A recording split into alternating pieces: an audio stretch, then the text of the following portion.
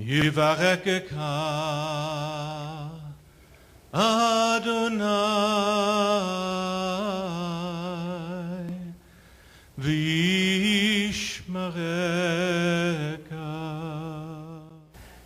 I don't know if you remember the verse that talks about the Bereans, but what did they do? They searched the scriptures daily to see if what Paul was saying was true. Is that right?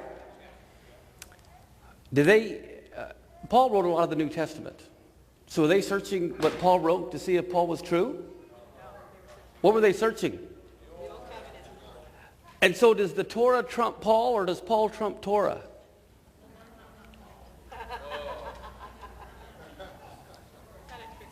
Think about what I just said.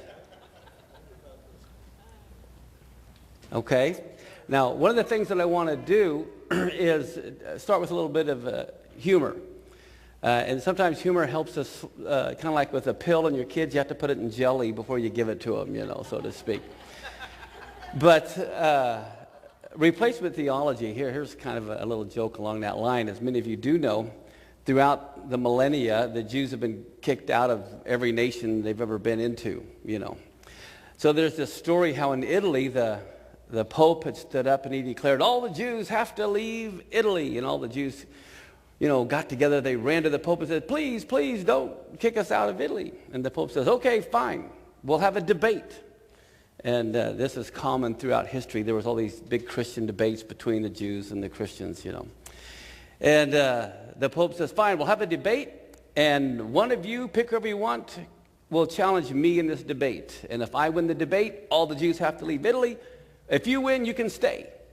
And the Jew says, okay, great, great. So all the Jews got together in a group and they were huddled. Who could we have? Who could we have? And no one wanted to be the one to debate the Pope. And finally they see this young man named Yaakov. And they go, Yaakov, you have to be the one to debate the Pope. And Yaakov says, oh, I can't debate the Pope. And you must. And he said, okay, fine. So he goes to the Pope and he says, all right, I will debate you on one condition.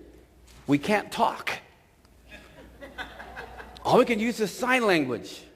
And the Pope goes, okay, fine. So the big day of the debate came and all the cardinals were surrounding the Pope on one side and the Pope sitting down in a chair and all the Jews are surrounding Yaakov and he's sitting down in a chair and the Pope and Yaakov are eye to eye. Who's going to go first? And all of a sudden the Pope jumps up and he goes like this. And Yaakov looks at him and Yaakov jumps up and he goes like this. And then the Pope looks at Yaakov and he goes like this. And Yaakov looks at him and he goes like this. And then the Pope pulls out this communion host in a bottle of wine. Yaakov looks at him and he pulls his apple out of his pocket. And the Pope goes, I give up. The Jews are too good. They get to stay. And there's this big uproar. Yaakov is too good. So all the cardinals surround the Pope. What happened? What happened? The Pope said, well, I went like this saying, there's the Father, the Son, and the Holy Spirit. And Yaakov goes, but there's one God common to us all. And then I said, our God is all around us. And Yaakov says, but that same God is right here amongst us. And then I pulled out the host and the wine showing we had forgiveness of sin. And then he pulled out his apple showing, oh, but there's one sin common to us all. He's too good. He's too good. The Jews can stay. So then all the Jews surround Yaakov. What happened? What happened? Yaakov, I don't know. But the Pope stood up and said, there are 3 days and all the Jews had to be out of here. And I told him not one of us was leaving. And then he said there was going to be one Jew in all of Italy. And I said, we're staying right here. And then he pulled out his lunch. So I pulled out mine. And the next thing I know, we won. But it's called like a lack of communication here, okay? And so anyways, here's the thing about replacement theology, and we'll hope my clicker works here. It kind of reminds me of another story. Here I have Yeshua with the tallit on, so to speak. Do you remember the story of the woman who was hemorrhaging and she touched the hem of his garment? I don't know if you know the true story behind that, but it's talking about his seat. that was on the kanaf, the corner of his garment. The reason why she did that, there was a prophecy in Malachi. You can check it out in your book. It talks about when the Messiah comes, he will have healing in his wings. And the word there is the kanaf. So she thought, if you're the Messiah, I will be able to grab the corner of your garment, your seat, and I'll be healed. So that's what she did. And that's why he said, your faith has made you whole. Okay? So that's really what was going on, which reminds me of another story.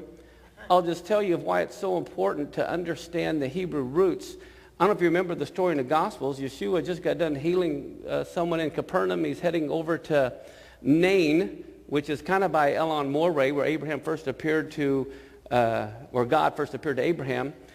There's this little city of Nain. If you remember, there's a story of this lady that was doing a funeral procession coming out of the gate of a city. Okay? And her son had died. And there was a great multitude with her leaving the gate of the city, and yet Yeshua was coming with a multitude of his disciples, and they're heading in toward the gate of the city. Okay? And then it talks about how Yeshua goes by, and he tells the lady, your son's going to be fine. He keeps moving, and he goes down, and he heals the boy, right? But as Christians, we read that, but you just missed a ton of stuff by not knowing your Hebrew roots. Here's an example of what you missed in this whole story, what really, this kind of like Paul Harvey, this is the rest of the story. Okay. In Jewish halakha, they detailed everything. They've been doing this for thousands of years. And they've always have said, okay, how many of you when you were young, or I don't know if they still do it up here, if there was a funeral going on, all the cars would pull over to the side of the road and let the other cars go by? You familiar with that? Well, that's a Jewish thing. Okay, back in Yeshua's time, when there was a funeral procession coming out of a city, if you were heading toward the city and the funeral procession's going out, not only would everyone stop, they would turn around and join the funeral procession and go to the gravesite. Okay? And now the question is, because they detailed everything, let's say you have a funeral procession coming along, and there's a wedding procession coming along. Who has to stop for who? Does the funeral procession stop, or does the wedding procession stop? And in the Talmud, it says that the funeral procession has to stop for the wedding procession. The wedding procession has priority, so they have to stop and let the wedding procession go by. Okay, so here you have, the story is, and the gate of a city is a very narrow place. They have all these multitudes, and it says there's a multitude in this funeral procession. Now, in the Jewish funeral procession, all the ladies would go first, and they're mourning. All behind them are all the men, and at the very back is going to be the funeral bier, or the little stretcher that has the dead body, and they're carrying it out. So in the story, there's a huge multitude in this funeral procession leaving the gate of the city. Then you have this huge procession of Yeshua with all of his people coming in toward the gate of the city. So there's a big collision is happening. And the big question is, according to halakha, who's going to stop? That's the question here that is totally missed. And what does it say? It says the funeral procession stops. And he comes along, and he tells the lady everything's going to be fine, and he keeps going, and everyone goes right past the whole procession until he gets to the very end, and then he heals the boy. Well, here's the significance of that. According to Jewish halakha, the wedding procession has to stop for a funeral procession. Okay? But guess what? Both of them had to stop for the procession of the King of Israel. So what this is saying is, Messiah is the King of Israel. And the funeral procession had to stop for him. But these are just some of the little things that can be added on when you understand the Jewish context of things. But how many of you know that Jesus was Jewish? Is that a shock? I am telling you the truth here. My wife and I have a friend, she's in her 70s, from Germany. And she tells us stories when she was a little girl during World War II. She was alive, and planes would come and bombed her house and destroyed her dolls, and she was all upset. She's a little German girl on Hitler's side. Okay? But I'm talking about present day. This last year, we were talking to her, when she was trying to figure us out from a theological point of view, kind of. And my wife told this German lady that Jesus was Jewish, and she goes, "No way!" I'm talking this last year, a lady didn't even realize that Yeshua was Jewish. So what replacement theology does, it turns Yeshua from this to this.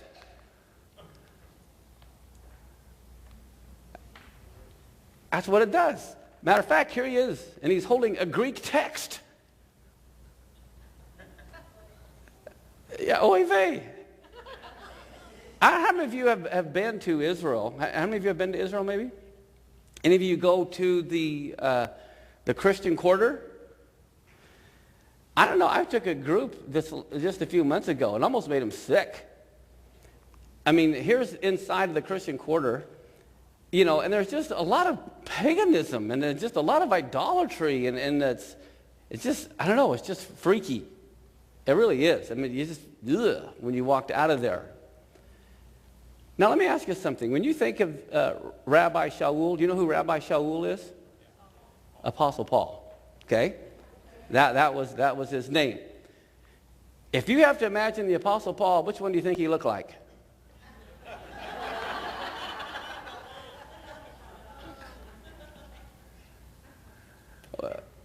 Okay?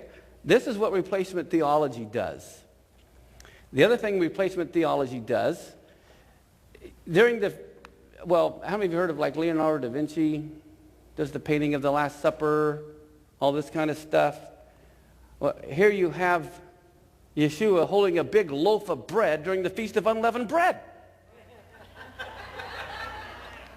I mean, this is nuts. But we're trying to create him in our own image or in what we perceive rather than how he really is. And in Leonardo da Vinci's painting of the Last Supper, it's not lamb on the table, it's fish. Fish and big loaves of bread. And you look in the background, there's daylight in the background, and it was to be kept at night. They're sitting on chairs instead of resting on pillows because they would always recline. They have on Renaissance clothing, for heaven's sake. I mean, the whole thing is just totally out of whack. But because that's what we've been taught, that's what we perceive. Now, I'm going to share with you some things that are really going to be a shock to a lot of you.